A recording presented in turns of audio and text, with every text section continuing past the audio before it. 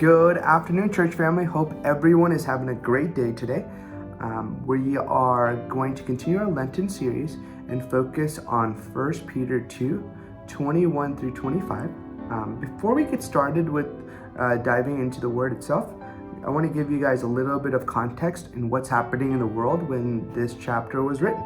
So the chapter was written during a time frame around AD 60. During that time frame, the Roman government himself was persecuting a lot of the new Christian community that was coming in the region. They believed that this new radical idea would threaten a lot of the norms of society, as well as take away a lot of the power that the government itself had. The Emperor Nero himself also had a vendetta against the new community, as well as all the Christians, in that they went out of his way to make the lives of these Christians very difficult. Along with that, they say about 20% of all of the people in Rome during this time were actually slaves, and slavery was a very common practice throughout this time. And it's fair to think that a lot of the slaves that were slaves were the first ones that were converted to Christianity, and this is Peter's message that he's giving to them and to the community itself. So let's go ahead into the word. So to this you are called, because Christ suffered for you, leaving you an example that you should follow in his steps. He committed no sin, and no deceit was found in his mouth. When they hurled their insults at him, he did not retaliate. When he suffered, he made no threats. Instead, he entrusted himself to him who judges justly. He entrusted himself to him who judges justly. Just focus on that as well. He himself bore our sins in his body on the cross, so that we might die to sins and live for righteousness. By his wounds you have been healed, for you were like sheep going astray, but now you have returned to the shepherd and overseer of our soul. When I first read this passage, it kind of tells us, hey, just how as Christ embraced suffering, we should embrace suffering. And suffering, the world itself never tells us to actually embrace it. Whenever we suffer, we're supposed to figure out a way to overcome that suffering or avoid that suffering. And this kind of shows that, hey, that paradigm is actually changing. If you look at here, Christ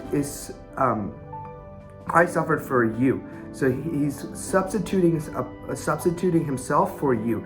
You are meant to suffer because you have sinned. You are not perfect. You did not have the holiness that Christ had. While Christ himself was perfect in all ways, he never sinned.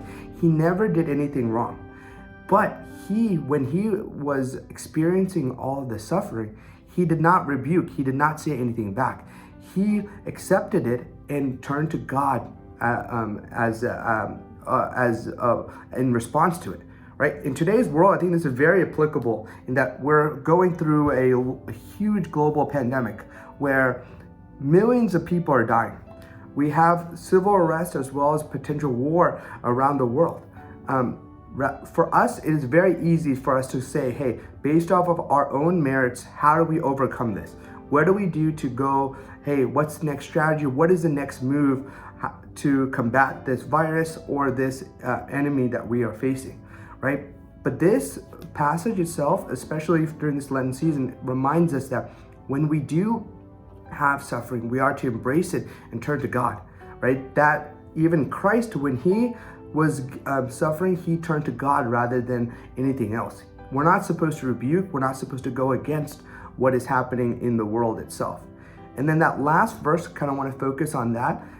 For you are like a sheep going astray, but now you are returned to the shepherd and overseer of your souls. So Peter, he's a part of the New Testament. He probably grew up very similar to all of us in learning a lot of the Old Testaments as well as the Psalms. So this kind of alludes to Psalms 23, where the Lord is our shepherd. And it also gives us, hey, we are to turn to God and reaffirm that, hey, God is in control of the situation and we are to turn to him. Hope you guys have enjoyed this Lenten season, and we hope you guys have a good rest of the day. Thank you so much, guys.